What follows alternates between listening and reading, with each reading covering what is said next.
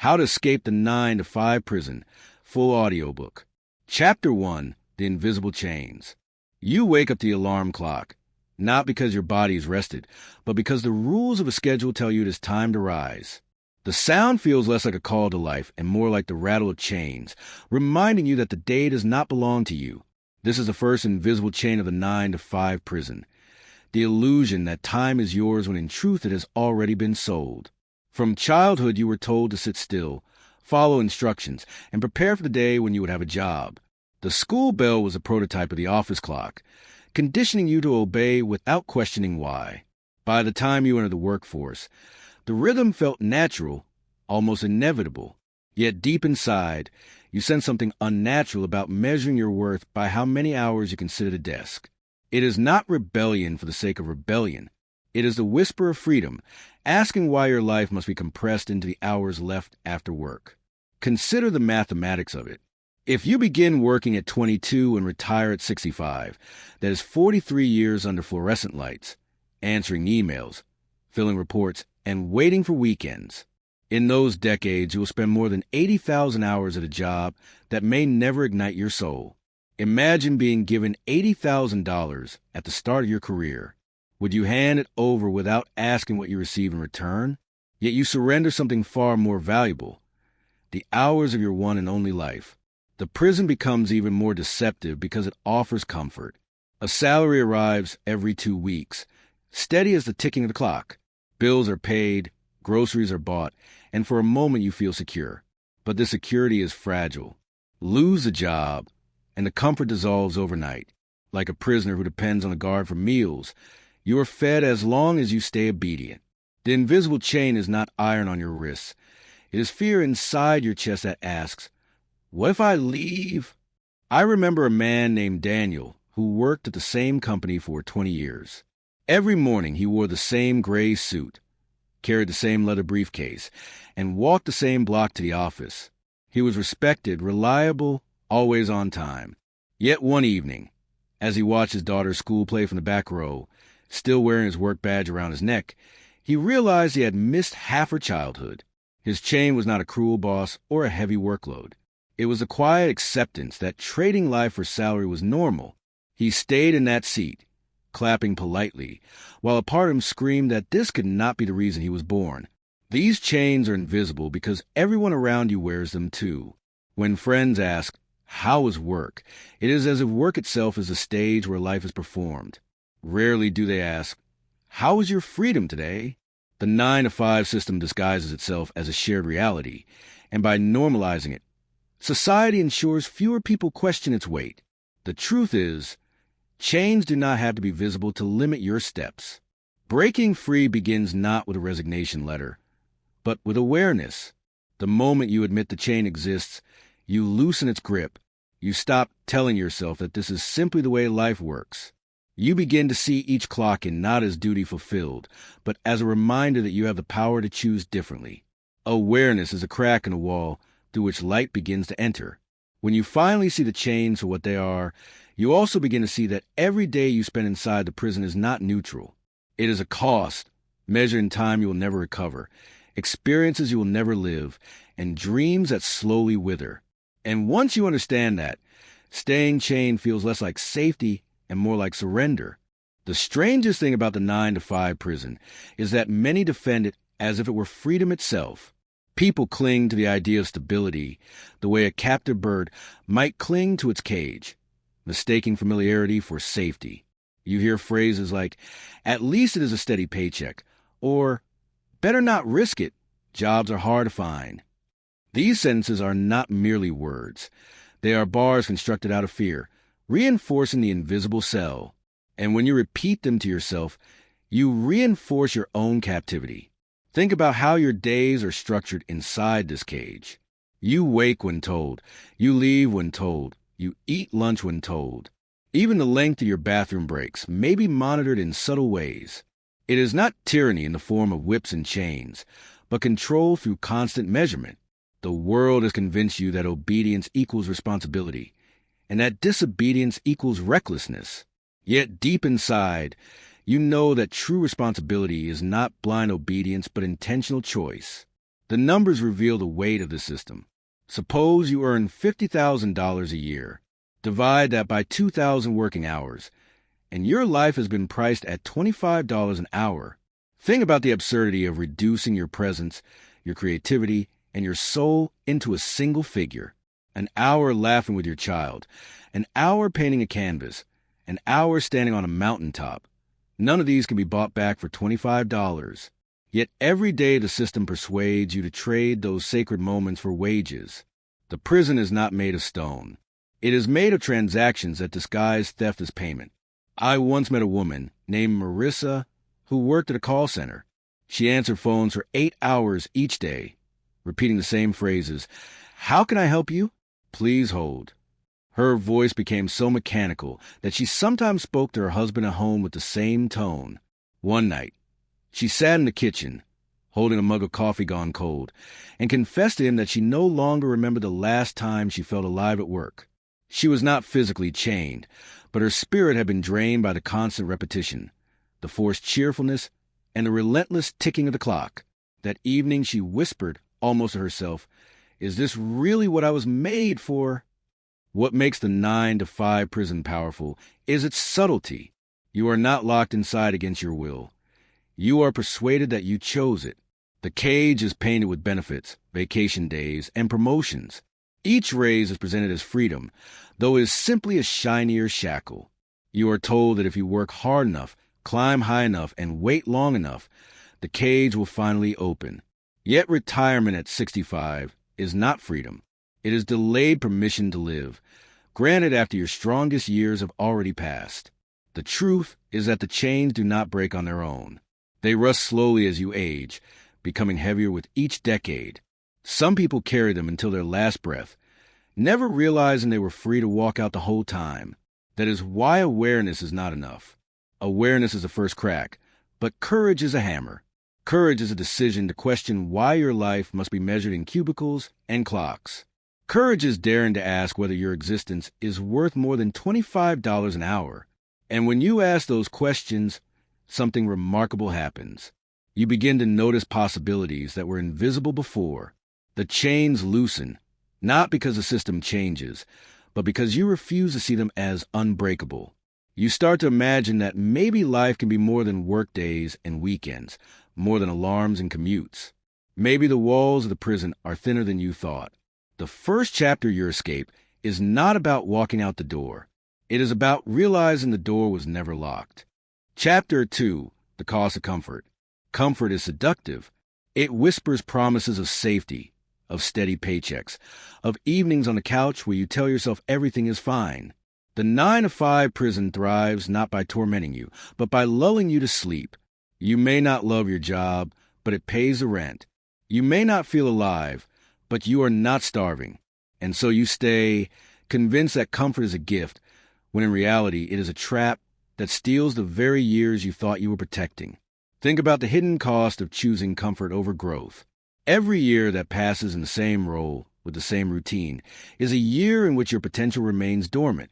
A man who earned $60,000 annually for 20 years has collected $1,200,000 across those decades.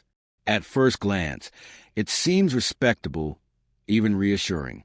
Yet, what is rarely considered is the compounding loss of what could have been created had he stepped beyond comfort. If even a fraction of that time had been invested in building assets, learning new skills, or creating streams of income, the total value of his life's work might have multiplied tenfold. Instead, he traded the possibility of abundance for the certainty of adequacy. The tragedy of comfort is not only financial, it is emotional. When you live inside its walls, your days blur together. Monday feels the same as Wednesday, and the years fold into one another like pages in a book no one will ever read. The human spirit is designed for challenge, for struggle that leads to victory, for dreams that demand courage. Without those, you may feel stable, but deep down you also feel empty. Comfort cushions the body, but starves the soul. I remember a story about a factory worker named Thomas. He began working at the plant at 18, assembling parts on a line. The job was simple, predictable, and safe. He married, raised children, and kept food on the table. But when Thomas turned 50, he confessed to a friend that he felt like his life had passed in a fog.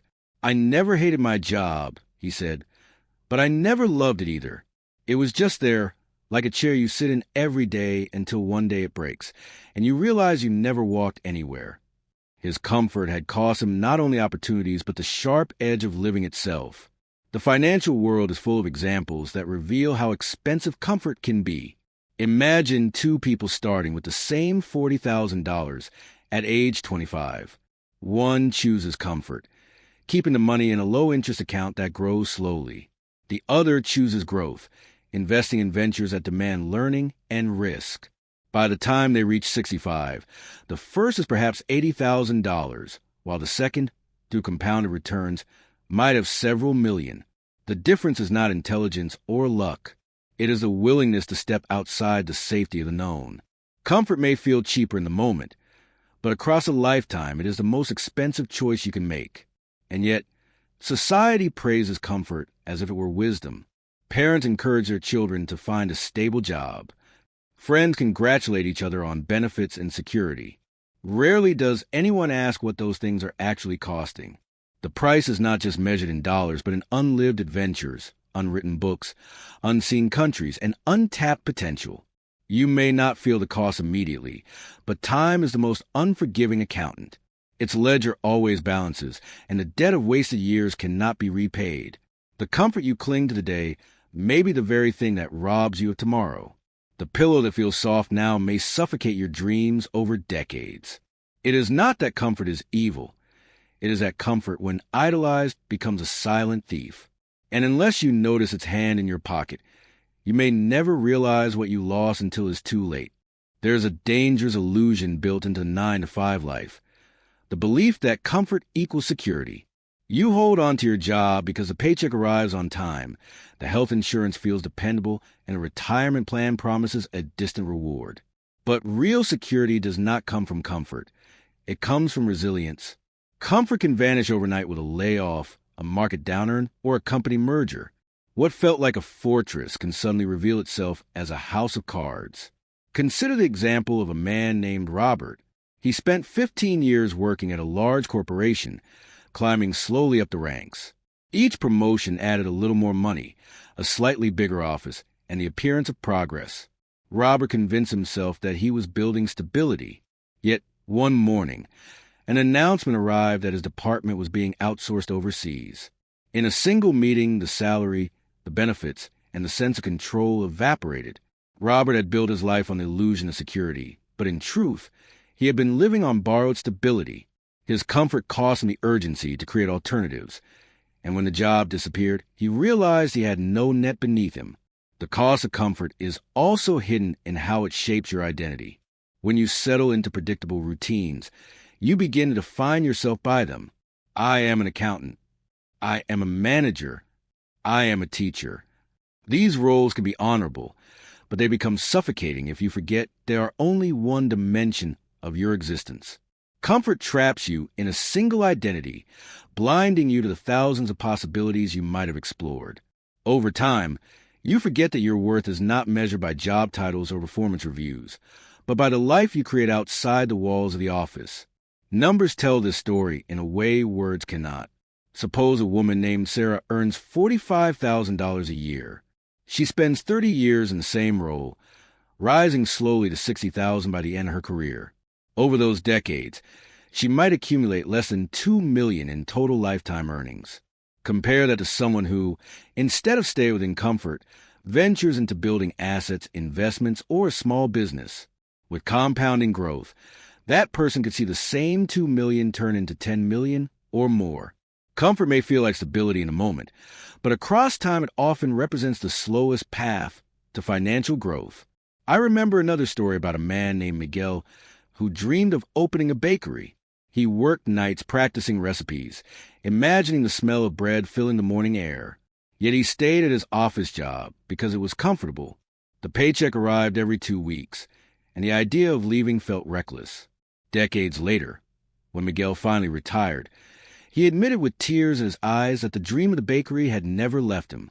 He had chosen comfort, and it had cost him the taste of his own dream. This is the cruel paradox of comfort. While it feels like preservation, it is in fact erosion. It eats away at time, opportunity, and potential.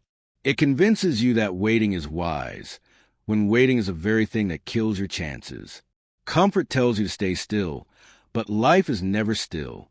The years move forward whether you act or not, and the longer you remain seated, the more expensive the price becomes. When you understand the cost of comfort, you stop glorifying it. You begin to see that true safety does not lie in clinging to familiar, but in building strength to adapt. You stop asking, how can I stay comfortable? And start asking, how can I grow resilient? Because in the end, it is not comfort that protects you. It is courage. Chapter 3. Money as a tool, not a master. Money has a peculiar power over people. For some, it is a tyrant that dictates every decision, every worry, every restless night. For others, it becomes an idol, worshipped as the ultimate measure of success. Yet money itself is neither tyrant nor God. It is a tool, silent and neutral, waiting to be directed by the one who holds it. The 9-to-5 prison thrives because people forget this truth and let money become their master. When you see money as a master, you find yourself enslaved to the paycheck. Every 2 weeks, the deposit arrives, and the rhythm of your life is governed by it.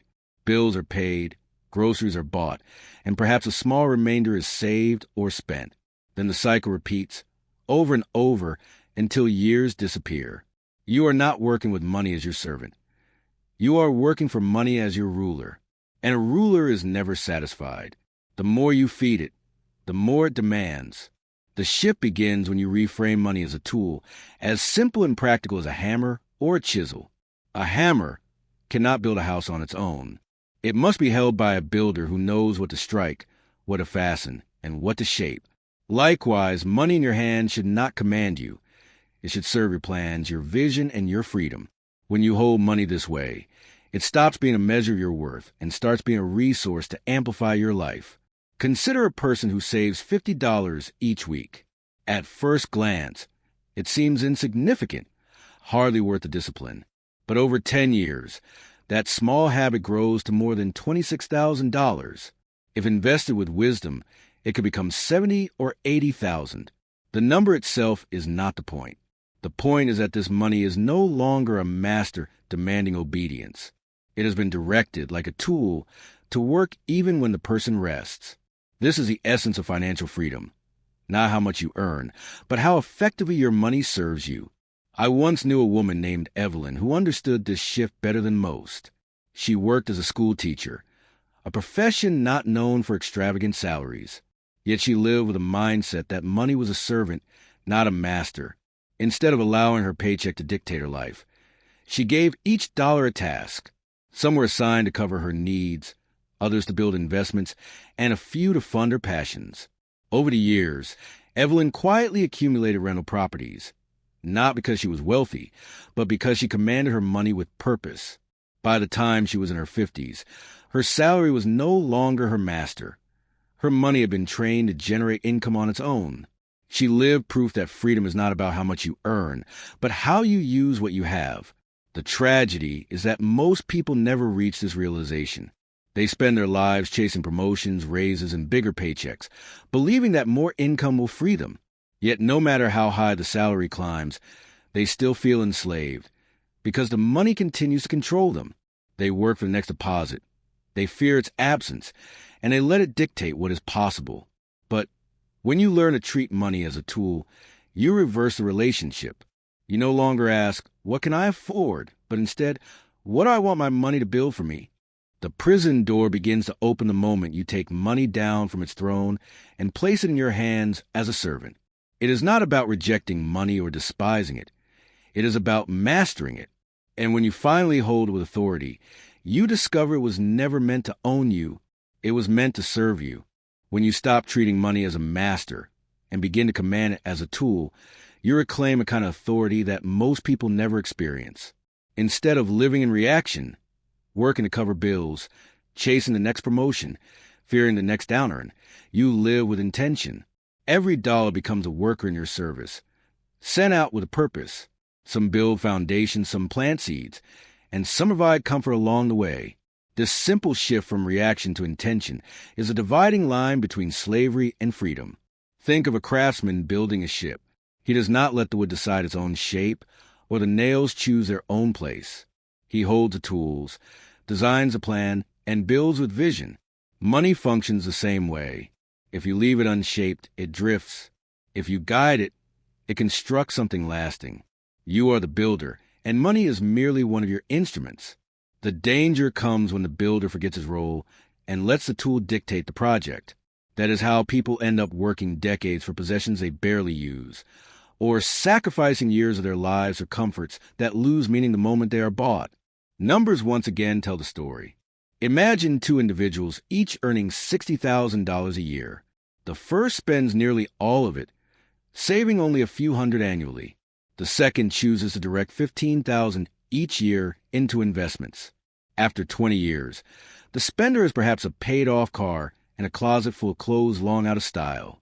The investor, by contrast, has seen those 15,000 annual contributions grow into nearly $1 million through compounding. Both earn the same. Both work the same hours. But one allowed money to be the master of his habits, while the other commanded money as his tool. A man named Joseph illustrates this vividly.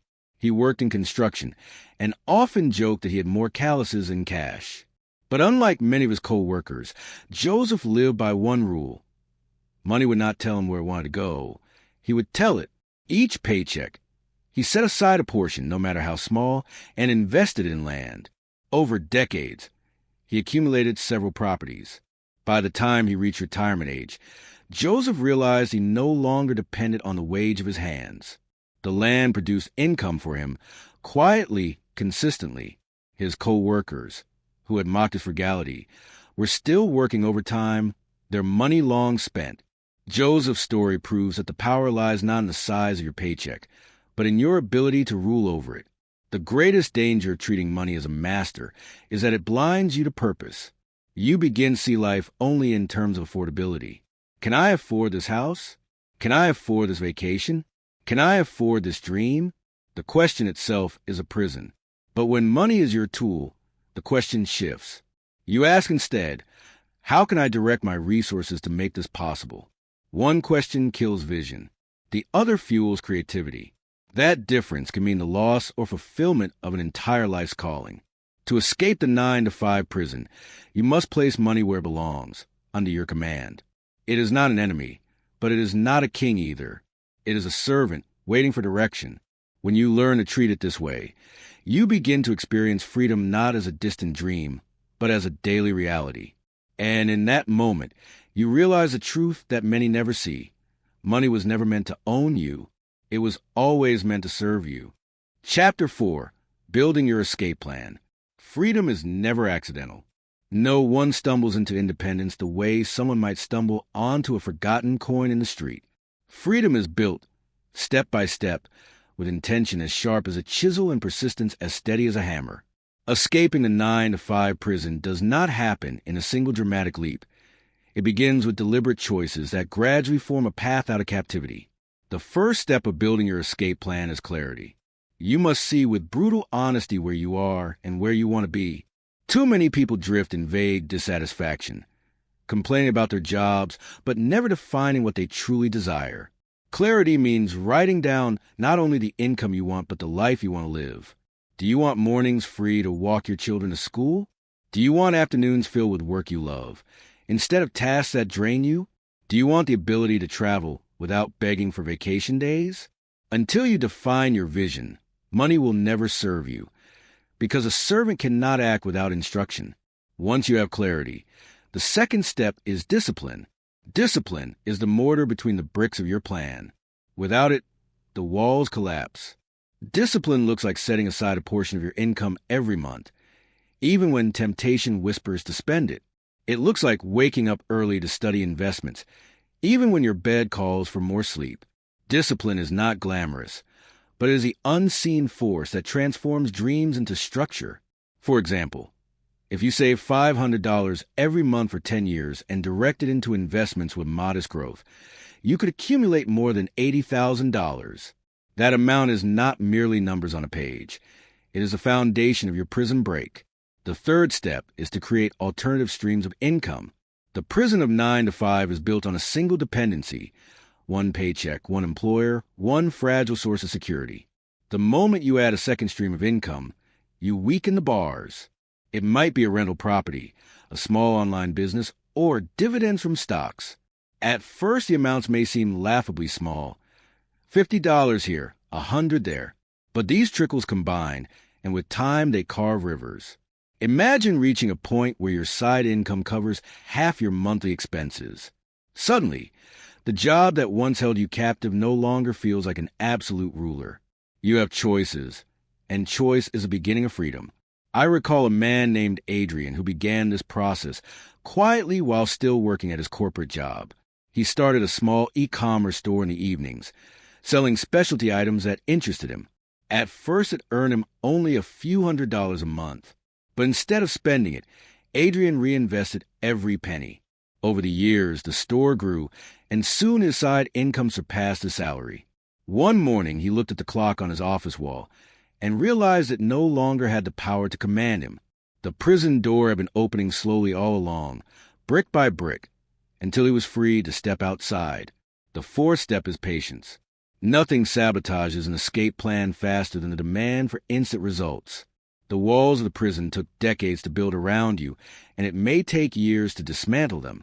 Patience means you keep working your plan, even when the progress feels invisible. You continue saving when the numbers grow slowly. You keep learning when the results are not yet evident.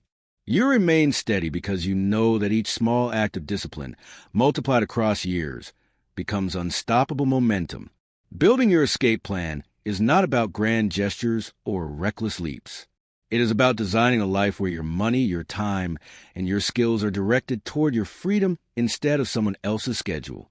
The bars of 9 to 5 prison may seem strong, but when you take consistent steps with clarity, discipline, multiple streams of income, and patience, you realize they were never as solid as they appeared. Every escape requires courage, and courage always feels uncomfortable. You will be tempted to cling to the familiar walls of a 9 to 5 prison, even after you begin to loosen the bars. The paycheck feels steady, the routine predictable, and the comfort seductive. Yet you cannot build freedom without risking discomfort. The irony is that the very discomfort you fear is the path to the life you crave. The next layer of your escape plan is education, not the kind that burdens you with degrees and debt, but the kind that sharpens your financial vision. When you learn how money moves, how investments grow, and how businesses operate, you strip away the mystery that enslaves so many. Education is a lantern that lights your way through the darkness of uncertainty. For example, learning how compound growth works can change the trajectory of your life. A simple calculation shows that if you invest $200 every month starting at age 25, and that money grows at an average annual rate of 7%, you could retire at 65 with nearly $500,000. That is not luck. It is knowledge applied with consistency. Beyond education, your escape plan must include experimentation. You cannot discover new income streams by theory alone. You must try, fail, adjust, and try again. Each attempt teaches you what works and what does not, shaping your eventual success. I once met a woman named Clarissa who worked as a nurse but longed for financial independence. In her spare time, she experimented with writing short guides on health and selling them online. The first guide barely sold. The second did a little better. By the fifth, she had found her audience, and soon her side income exceeded her nursing salary. Her escape did not come from a single perfect plan, but from a series of imperfect attempts that built into something extraordinary. Another vital step in the plan is community. Escaping a 9 to 5 prison is nearly impossible if you surround yourself with people who defend the prison walls. If your friends, co-workers, or even family members repeat phrases like, "Be grateful you have a job," or "It is too risky to try something new," their voices will reinforce your chains. But if you seek out those who value freedom, who build, invest, and create, their example and encouragement will fortify your resolve.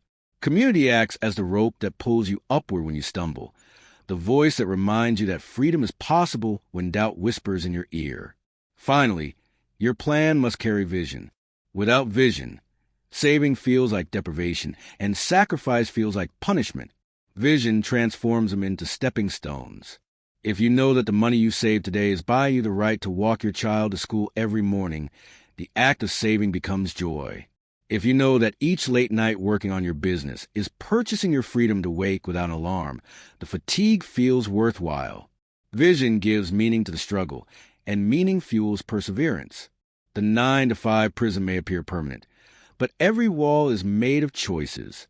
Brick by brick, you could dismantle it.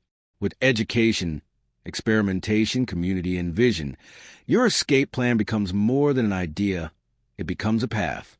And when you take those steps with courage, you discover that freedom is not reserved for the lucky few. It is built by those who dare design it. Chapter 5, The Power of Ownership. There is a profound difference between working for something and owning something. When you work for wages, your time is traded hour by hour, and the flow of income stops the moment you stop working. When you own, the equation changes. Ownership allows your assets to labor for you, producing results whether you are awake or asleep. It is a dividing line between those who remain in the 9-to-5 prison and those who step into true independence. Ownership begins with a simple shift in perspective. Most people think in terms of consumption, earning to spend, working to buy. But ownership asks a different question. How can I acquire things that continue to produce long after I paid for them? A car, for example, is consumption. It loses value the moment you drive it off the lot. A rental property, on the other hand, is ownership. Its value can appreciate, and it generates income month after month. This is why the wealthy do not measure themselves by how much they earn, but by how much they own. The numbers prove this truth. Imagine two friends, both earning $50,000 annually. The first spends nearly everything, buying comfort and status symbols. The second buys modestly but sets aside $10,000 each year to acquire assets. After 10 years, the spender has perhaps a nicer car and newer furniture. The owner, by contrast, could have a portfolio worth more than $150,000, producing dividends, rent, or business income. The income continues even if he stops working. That is the silent power of ownership, money that arrives without demanding more of your life in return. I knew a man named Victor who embodied this principle. He worked as a mechanic, earning an honest but modest wage.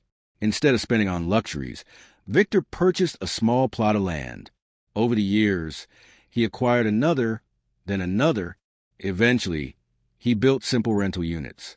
At first, the income was small, barely enough to cover his own mortgage. But over time, as tenants paid rent, Victor's assets multiplied. By his 50s, he realized he no longer depended on his day job. The very land he had once struggled to buy was now paying him every month. His story was not about luck or brilliance. It was about choosing ownership over mere wages. Ownership extends beyond physical assets. It can mean owning your skills, your brand, your business. Consider someone who spends years building an online presence, a podcast, or a digital product. These may begin as fragile experiments, but with persistence, they become assets that reach people around the world. While a traditional job limits your reach to the hours you can personally work, ownership multiplies your effort through systems, audiences, and automation. The 9-to-5 prison is built on the absence of ownership. The paycheck is a leash, and the employer owns your hours. But when you begin to acquire assets, whether property, businesses, or intellectual creations, you cut the leash. The walls of the prison no longer contain you, because your income is no longer chained to your time. To own is to reclaim your life. It is to say that the hours you spend today will continue working for you tomorrow. And when you understand this power, you realize that every dollar you own is a soldier in your army, fighting not for your employer, but for your freedom. The essence of ownership is leverage. When you own, you extend your reach beyond the narrow limits of your own energy. Wages are linear. You are paid only for the hours you perform. Ownership is exponential.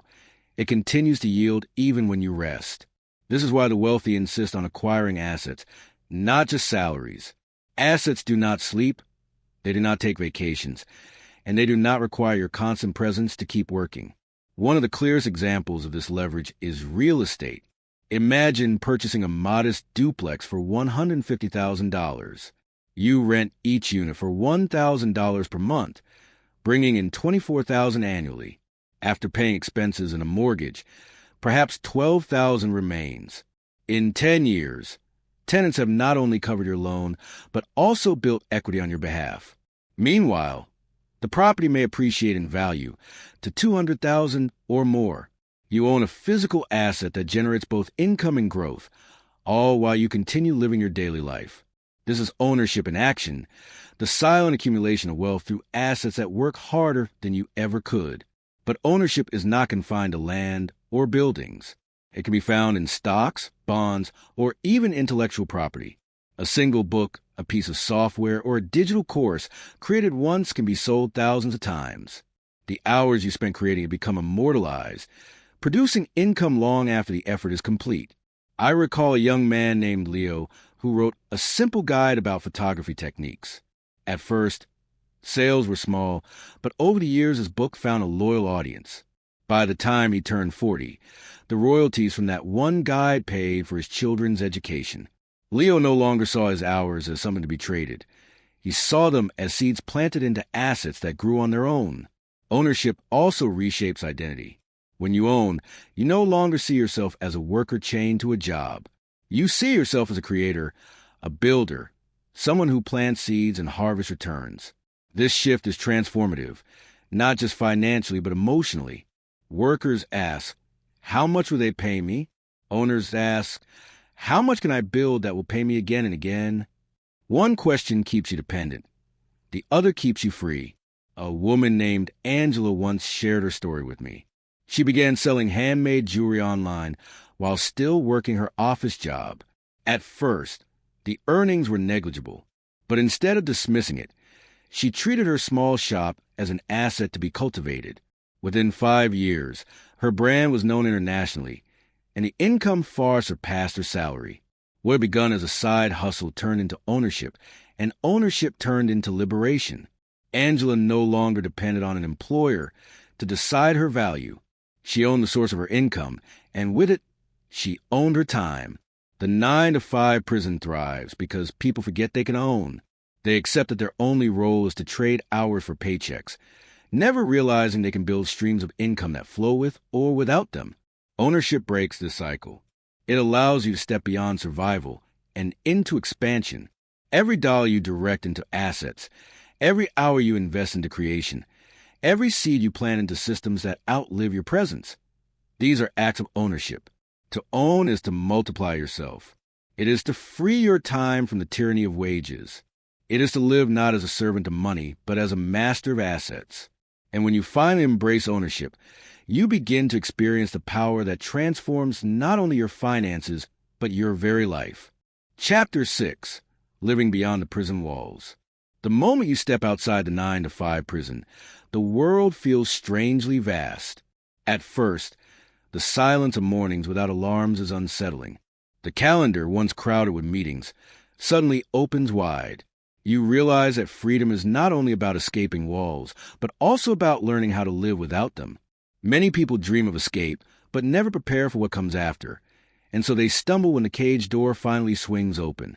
Living beyond the prison walls begins with reclaiming your time. No longer dictated by office hours, you now choose how your days unfold. Yet this freedom can feel overwhelming if you lack direction. Without intention, the hours slip away as easily as water through open hands. That is why purpose becomes essential. Purpose transforms free time into meaningful time. Without it, freedom can quietly turn into another form of captivity. Captivity to laziness, distraction, or wasted potential. The beauty of freedom is that it allows you to design your days around what matters most. Imagine waking and walking your child to school unhurried because no supervisor waits with a clock. Imagine spending the afternoon writing the book you always dreamed of or tending a garden that feeds not only your body but your soul. These are not luxuries reserved for the wealthy. They are the natural fruits of structuring your life around ownership and independence. I once met a man named Stefan who had spent 3 decades in the corporate world before finally leaving. In his first weeks of freedom, he felt lost, unsure of how to structure his time. But gradually, he filled his days with things he had always postponed. painting landscapes, volunteering at a local shelter, traveling to places he had only seen in magazines. One evening, he told me that freedom felt less like an escape and more like a homecoming. He was not discovering new passions. He was returning to the ones prison had forced him to neglect. Numbers can even measure this difference. Suppose you once worked 50 hours a week. By reclaiming those hours across a year, you recover more than 2,500 hours of your life. That is time enough to master a language, launch a business, or simply sit at dinner with your family every night without glancing at the clock. These hours were always yours, but they were buried under the rubble of routine. Living beyond the walls means uncovering them and using them deliberately. The challenge of freedom is not scarcity, but abundance. You have more time, more choice, more possibility than ever before. And while that abundance can be daunting, it is also the canvas on which you can paint the life you always imagined. The prison walls were gray and narrow. The world beyond them is wide and filled with color. To live here well, you must step into your role not as a worker bound by rules, but as a creator shaping a story. When you finally live outside the 9-to-5 prison, you begin to notice how deeply society had trained you to equate busyness with worth.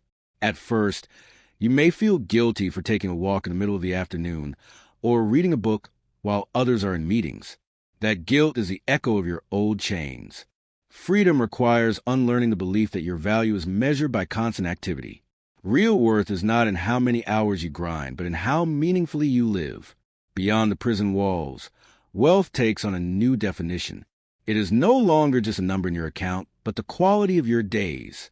True wealth is waking without dread, eating meals without rush, and spending time with people who nourish your soul. Imagine sitting at breakfast with your family, sunlight spilling across the table, with no need to check the clock. That is wealth. Imagine pursuing a passion project that may never earn a cent but fills you with life.